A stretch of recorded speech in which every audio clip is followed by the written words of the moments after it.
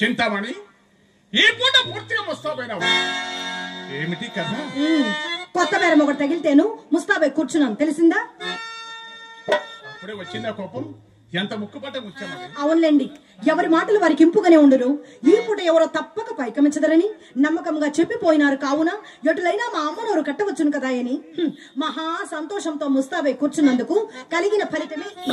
అయినా అది ఏ పాపమో గాని మీ మగవారు మా ఆడువారిని అసలు నమ్మనే నమ్మరు. ఎందుచేత? ఏ చెండాలను చింతామణి, నిన్ను నమ్మని వాళ్ళు నిర్మూలమైపోతారు. ఏదో హాస్యానికి అన్నమాట కూడా ఉంటారు కింద. హవ్వ హాస్యమట హాస్యం. హాస్యమును కూడా హద్దు పద్దు ఉండనక్కర్లేదా? వడలమండు హాస్యమా చెప్పండి. పోనేమో పొరపాటు కాని ఇంతకు వాడెందుకు వచ్చినట్టు? మధ్యలో ఈ వాడెవరండి? సుబ్బిశెట్టి. మనసులో ఏదో మలిన ఉంచుకునే వచ్చారు. అయినా ఆ సంగతి మీకెవరు చెప్పారండి? నేనే చూచాను. వీధి గుమ్మం వచ్చి మీ అమ్మ కంటపడవలసి వచ్చినని పెరటి గుమ్మం కనుక వచ్చేసరికి తటాలను అతను తలుపు తెచ్చుకొని బడాలు ఆ పాటు నన్ను చూచి అతను చూచి నేను నిబెరిపోయినాము. అంతటా అతనికి అనుమానము కలుగున్నట్లు కోడిగంలాడుచు కొంత దూరం వెంట వెళ్లి సాగనంపి మరి వచ్చారు. తెలిసిందా? యావండి, ఎలాగో కోడిగంలాడుచు కొంత దూరం వెంట వెళ్లి సాగనంపి మరి వచ్చారుగా. మరి ఎందుకు కేతించిన సుబ్బారావు గారు అని మీరే మాటల మధ్యలో అడగలేకపోయారా? అడిగినాను. ఏం చెప్పాడు? ఏదో మేళం కోసం వచ్చారని చెప్పినాడు. మరి చెప్పినాడు కదండి, మీ సందేహం ఏమిటి? నా సందేహమా? చెప్పిన కోపగించుకున్నావు కదా. అలే వారే, నాకెందుకండి కోపం? అయినా నాయంది ఏదైనా దోషమునని కదా. శాబాష్, అది మాట. ఇదిగో ఇప్పుడు చెప్పిదాను. మేళం కోసం కదా వచ్చాడని చెప్పావు. అవును. మరి మేళము దొరికి వచ్చిన వాడు విచ్చలవిడిగా వీధి గుమ్మని పోక బెదరచు పెరటి దారిని పోట ఎందులా కాదు. మరి అట్లయినా ఆ సంగతి కూడా ఆయన్నే నిలబెట్టి మరి మీరే అడగలేకపోయారా? అడిగేవాడిని కానీ ఇంతవరకు బాల్యమిత్రుడు అగ్గుపడి బహుకాల సమావేశం వలన పరమ ఆదరణ చేత కుశల ప్రశ్నలు చేసి పోయి అందువల్ల అడుగుటే అవకాశం లేదు. సరే, నేనే చెప్పేదని గాని సావధాన చిత్తులో ఆలకించారు. మరి సరియేనా? యావండి, మా ఇంటికి మేళమునకు వచ్చిన వారికి అది ఎవరికైనా సరియే మర్యాద చేయటం అనేది మా ధర్మం కదా. అందులకై మా అమ్మ అతన్ని మేడ మీదకి వెంట పెట్టుకుని వచ్చి కుర్చీ వేసి కూర్చున్న పెట్టి తాంబూలం ఇయ్యగా ఆ సుబ్బారావు ఏం చేశాడో తెలుసా? వచ్చిన పని కాస్త విడిచిపెట్టి నాతో అధిక ప్రసంగాలు మొదలు పెట్టాడండి. ఈ విధంగానే నాకు చిరాకొచ్చి చప్పున మేడ దిగి పోయి తిని, కానీ ఇంతలో నా మనసు కనిపెట్టిన మా అమ్మ మాత్రం పెరటి చూపుడుకను కారణం చేత మన తోటలోనికి తీసుకుని వెళ్లి ఆధారనట్టే సాగనంపినది. మీరు నమ్ముడు నమ్మక పొండు నడిచిన యథార్థం మాత్రం నీ మాట వేదముగా నేను ఎప్పుడు నమ్మలేదు. నాతో నీ వెన్నడను నలసంత అబద్ధమైన ఆడవని అన్నాడు. మీ తోడనే కాదు, ఎవ్వరి తోడును నలుసంత అబద్ధమైన ఆడను. అసలు చింతామణి ఈ కులములో పుట్టవలసింది కానే కాదని పిన్నల మొదలు పెద్దల వరకు శ్లాఘించుటకు ఇది ఒక కారణం కూడాను. సందేహమేమి? ఎవరి మాటలో చేరా నేను ఎన్నిసార్లు నేను శ్లాఘించలేదు.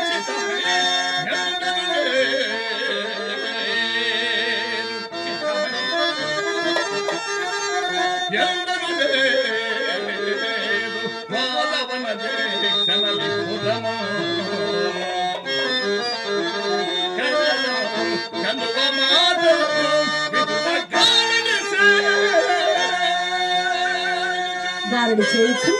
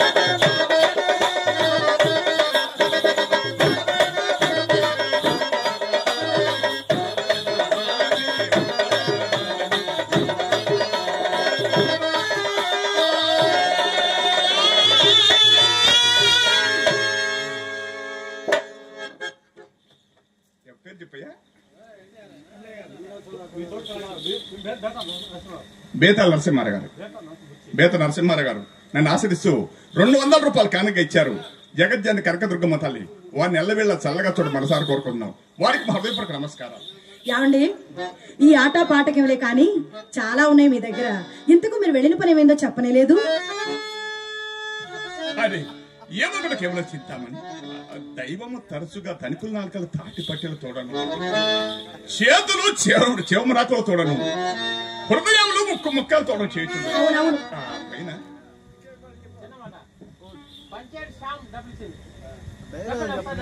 పంచాయతీ శ్యామ్ గారు. Okay okay okay.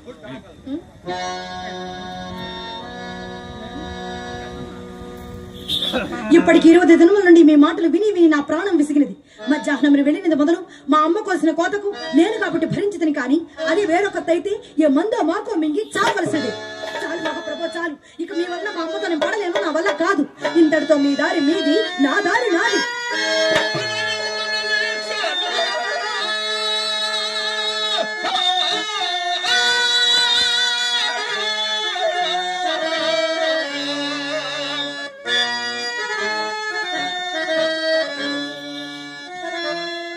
అమ్మాయి చిత్తామని నిన్ను విడిచి రెడీ చెప్పగలనా? నిన్ను విడిచి నేను బ్రతుకల్లా చిత్తామని, నిన్ను విడిచి నేను చెప్పగల చిత్తామని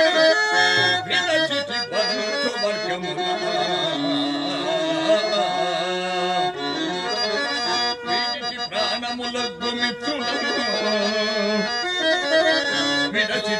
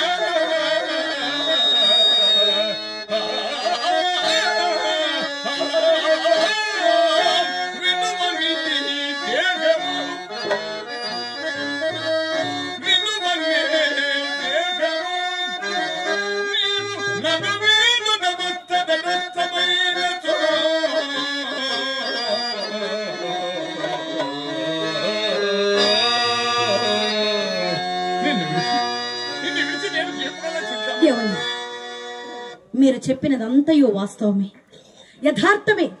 నే కాదనలేను, కానీ ఈ నెలలో ఎర్రని యాగానైనను తెచ్చిచ్చినారా చెప్పండి? ఇది మాత్రం యథార్థమే చెప్తామని, కానీ నన్ను మాత్రం ఏం చేయమంటావు చెప్పు. అప్పు కోసం ఈ గ్రామం గడప గడప తిరిగి వచ్చాను. ఎక్కడా ఒక్క రూపాయి కూడా పుట్టలేదు. దానికి ముఖ్య కారణం ఎవరో తెలుసా? దొంగమంట మీ అమ్మ. అవును చింతామణి, ఏదో బ్రతుకుతామని చెప్పేసి పెద్దలందరి దగ్గర పోతే కొంత డబ్బు ఇచ్చారు. తీసుకెళ్లి సైకిల్ షాప్ పెట్టుకున్నా ఆ సెంటర్ లో. ఏదైనా డబ్బు వస్తే తీసుకొచ్చి నీకు ఇద్దామని చెప్పేసి మీ అమ్మ ఏం చేసిందో తెలిసిందా? ఎట్ట గమనించిందో ఏమో, అప్పులు వాళ్ళందరికీ తెలియపరిచింది. వాళ్ళందరూ తల ఒక సైకిల్ పట్టుకెళ్ళిపోయారు. చివరికి నేను గాలి కొట్టుకునే పంపు కూడా మీ ఇంటికే తీసుకొచ్చాను. గాలి కొట్టే పంపు మా అమ్మ తెచ్చిందా? అవును చింతామణి. మనం ఎలాగైనా గాలి కొట్టుకుని బతకచ్చని నేను చాలా ఆశపడ్డానండి. ఆ పంపు కూడా లేకుండా చేసిందా మా అమ్మ మీ దగ్గర? పరమ దుర్మార్గురాలండి అది. సరే, దానికి ఏమి కాదు. ఒక్క విషయం ఆలోచించము చింతామణి. నాకు ఉన్నంతలో నీకు నేను ఏమని ఎక్కడికి వెళ్ళినా అక్కడ చొక్క దొరికినప్పుడు నేను మాత్రం ఏమి చేయగలను? నాకు ఉన్నంతలో నీకు నేను ఏమన్నా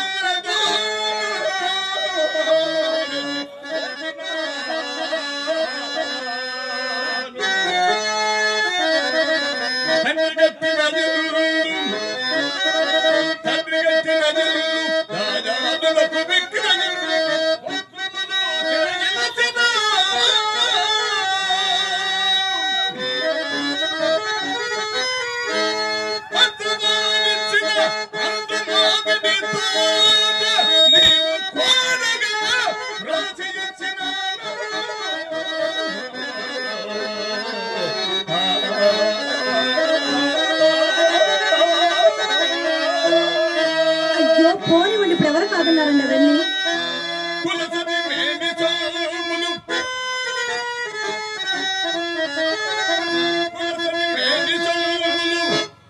చింతామణి, ఏ దుర్మార్గుడు, నీచుడు, చండాలను కూడా చేయనటువంటి ఒక్క పని నీ కోసం నేను చేశాను చింతామణి. అదేమిటో తెలుసా? నా భార్య వచ్చి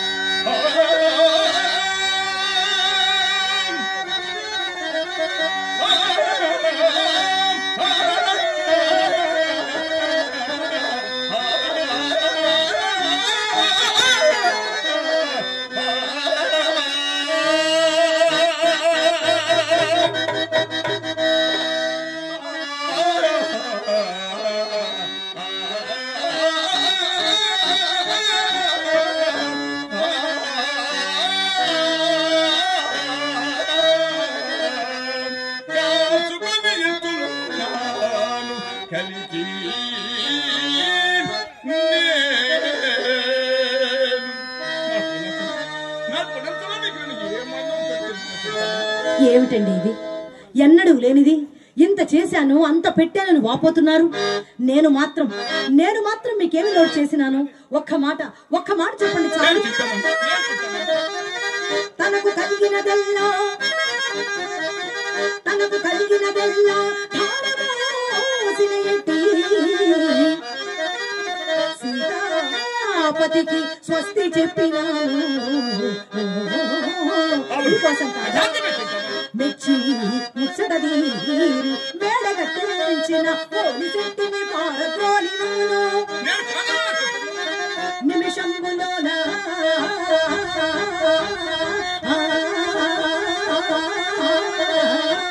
మానవుగా ఆశ ఇచ్చిన ఆదిరెడ్డిని సాగనంపినాను కోసం కాదా కోరినా నే కోరినా బంగారు కొండ నీకు తెచ్చు పెద్ద శక్తికి సొడ్డు పెట్టినాను కొత్త సరస్సును చెలరేగి చిత్త కాంతె కుక్కలంబలే చుట్టూ గుమ్మరింటగాంచి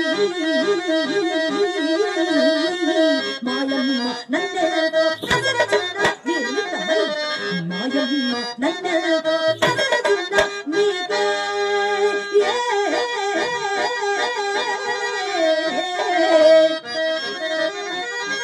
నీకే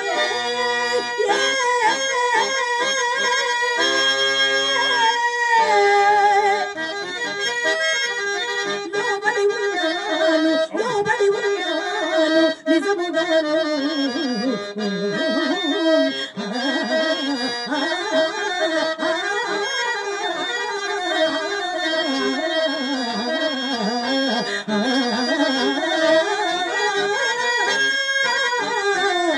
లోబడి ఉన్నాను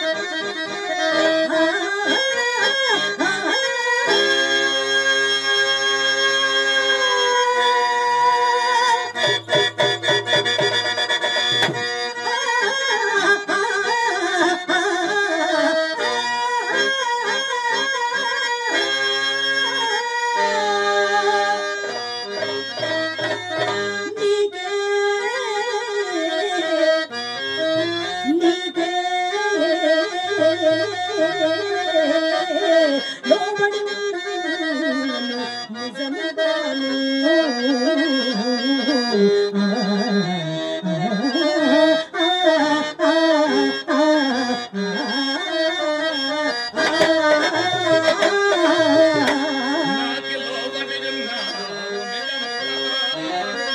నీకే లోబడి ఉన్నాను నిజముగాను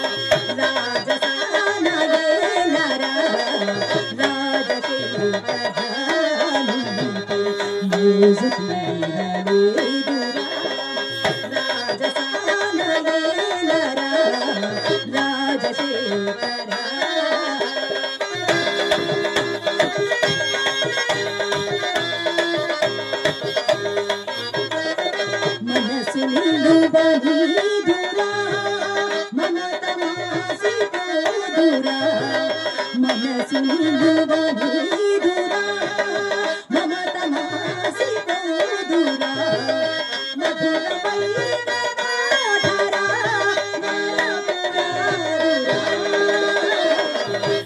రాజశేఖరానిపై మోసుకుందలేదురా రాజసానలేరా రాజశేఖరా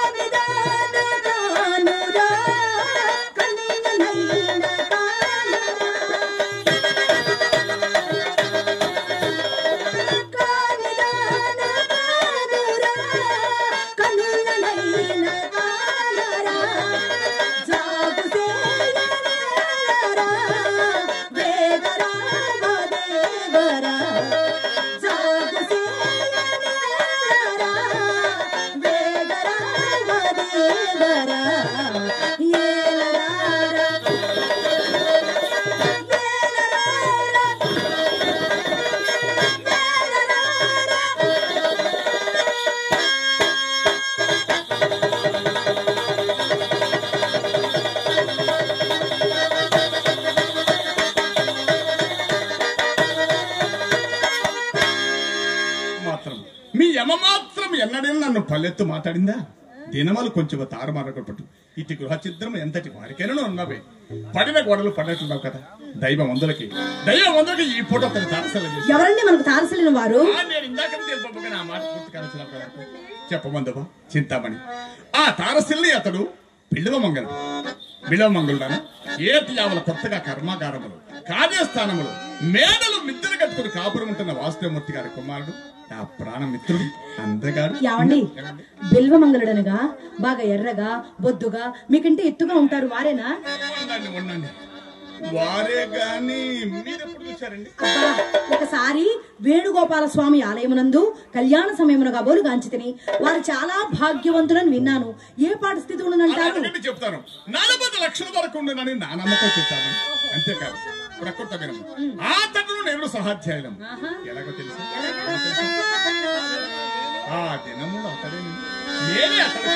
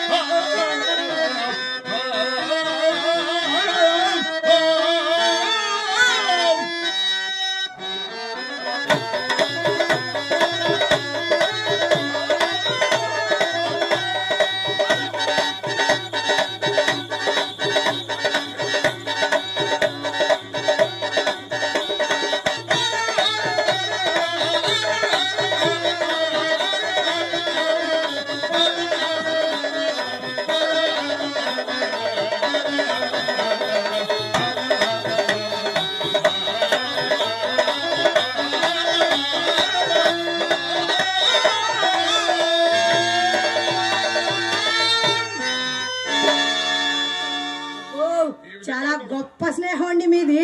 మరి అంత మంచి ప్రాణమిత్రుడు విడిపోవటట్లు సంభవించను. ఏమని చెప్పదు చింతామణి, అతనేమో ఆంధ్రమ చాలించే సంస్కృత పాఠశాల ప్రవేశించాడు బుద్ధిమంతులాగా. మరి మీరు మరి మనమేమో చదువు చాలించి బుద్ధిమంతులాగా ఇదిగో ఈ వాళ్ళ ప్రవేశించాలి. అందువల్ల సంబంధం పూర్తిగా తప్పిపోయి ఒకరినొకరు మర్చిపో వరకు వచ్చినామనుకో. ఈ మధ్య నాకు అతడి గప్తికి వచ్చిన బదులు కొరకు వారిని వీరిని దేవుని కూర్చుంటున్నా. అతడు ఎంత మంచివాడు, నేను ఏమడిగినయ్యాడు, ఎంత ప్రీతితో మాట్లాడినాడు చెప్పుతూ నా కష్ట సుఖములు అన్నీ అడిగినాడు. తన మంచి చెడ్డలు అన్నీ చెప్పాడు. ముఖ్యంగా తనతో ఇంటి దాకా తీసుకుని పోయి భోజనం చే వరకు ఇచ్చాడు కనుకో. మరి బదులు మాట వెంటనే అడగటం బాగుండదు కదా. అందుకని రేపు వచ్చేదని చెప్పి చక్కగా వచ్చేది. ఇది మంచి అవకాశం. ఎలాగో రేపు వచ్చేదని చెప్పి వచ్చారు కావున ఈతని వినియోగించి ఆతన్ని ఇచ్చడికి రప్పించవలను. ఏమిటి ఉపాయం? ఏదో మాయ చేసి పంపించాలి. ఇట్లా ఏదో ఆలోచించిందంటే ఏదో నా నెత్తి మీదకి వచ్చినట్టే లెక్క. ఏమండి, నా మనసులో ఒక చిన్ని కోరిక. చిన్న కోరిక ఉంటదండి. విన్నవించుకోనా చిన్ని కోరిక, విన్నవించుకోనా చిన్ని కోరిక,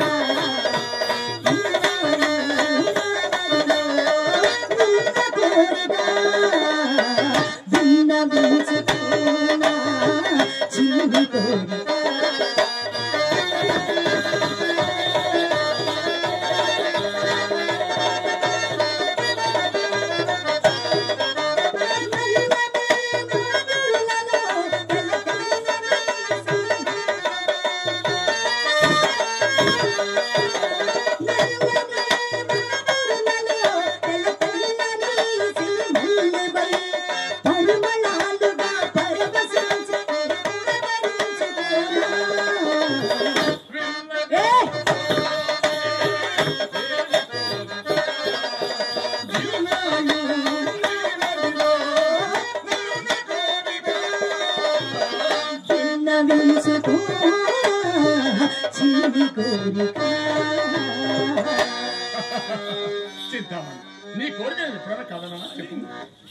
ఎలాగైనా సరే ఒకే ఒక్కసారి మీ మిత్రుడు ఆ బిల్వమంగళమూర్తి గారిని మన ఇంటికి ఆహ్వానించరాదా? ఆయన ఇక్కడికి వచ్చంటే నాకు అన్యాయం జరగటం మాత్రం కాదు.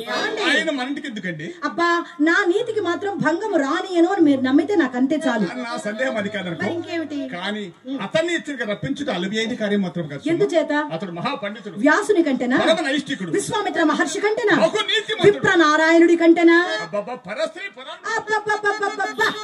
ఋష్య శృంగుని కంటేనా? ఎందుకండి లక్కకెడ బేరములు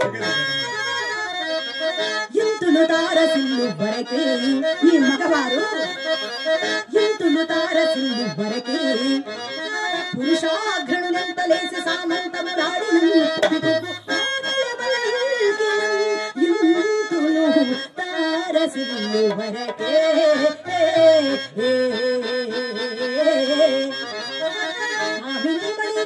పంచలాగి కలికాల వంశతో పాటు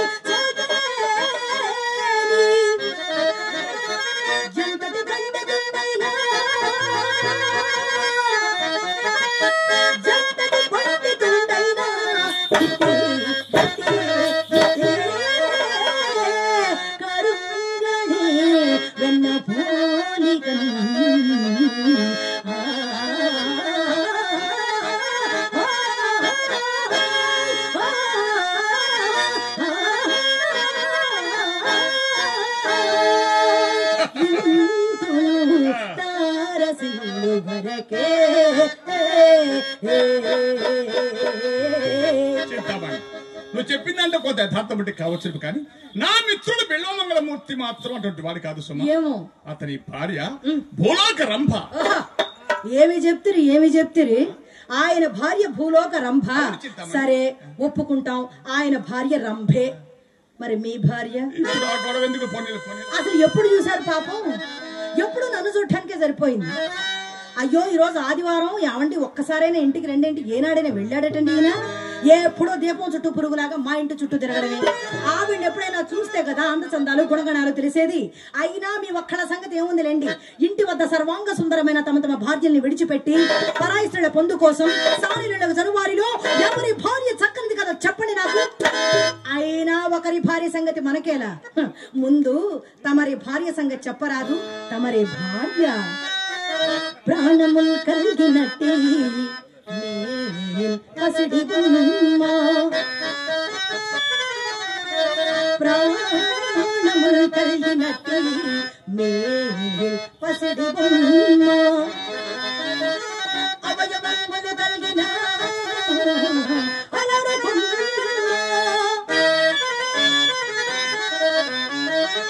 అట్టి భోజను విడిచి నీవు, అట్టి భోజను విడిచి నీవు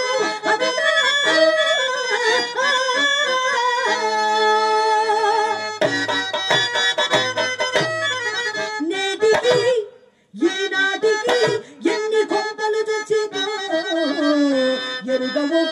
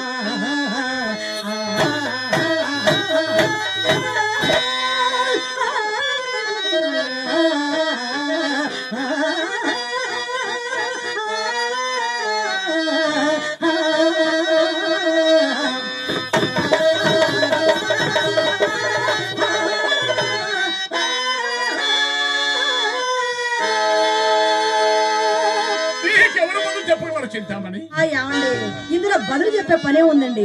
ఎలాగైనా సరే ఒకే ఒక్కసారి మీ మిత్రుడు ఆ బిల్వమంగళమూర్తి గారిని మన ఇంటికి ఆహ్వానించు భారము మీది, ఆ మీద అతన్ని ఆకర్షించు భారము నాది. అతని దనుకున్న 40 లక్షలలో సగం నీది, సగం నాది. నాదేమిటి నీదేమిటి నా అభ్యంతరం ఏమిటి, కానీ ఆయన ఎట్లా కలిసి ఒక్కసారి మాట తీసుకోవాలి. అంతే అంతే అంతే ఇవన్నీ మర్చిపోయి కాసేపు ఆనందంగా సరదాగా హుషారుగా ఆడుకుందాం. రావే ప్రేయసి పాడు ప్రియా.